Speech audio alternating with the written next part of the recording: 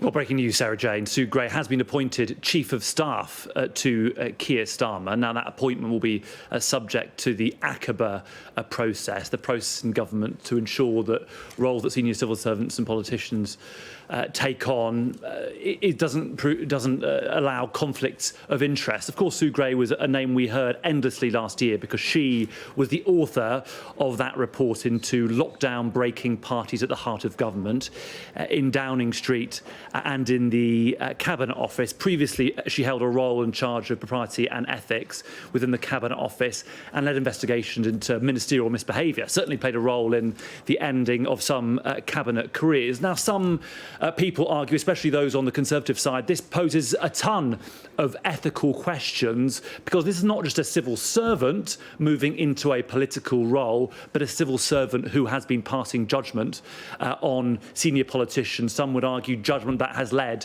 to the ends of their careers. Look what happened to Boris Johnson a few months after Sue Gray's report came out. Certainly for Keir Starmer, I suppose he would argue, and his team would argue, that this is a coup. They want to show that they are preparing for government, that they are ready for government, and there has been a vacancy in this Chief of Staff role over the past few weeks because the previous occupant was dismissed, not very popular with the shadow cabinet. And Keir Starmer wanted, we're told, somebody with top-level government experience, somebody who knows what life is like at number 10, because ultimately he realises he and his team, he and much of his team, have not served in number 10, have not served in government. They need somebody with that experience to ensure they potentially hit the ground running if they win the next election and don't do what Tony Blair argued he did, which was in the early years, be a bit too cautious, careful and not get through key public sector reforms. So Sue Gray has been appointed to this role. We understand today she's resigning from her job in the Cabinet Office. But as I say, Sarah Jane,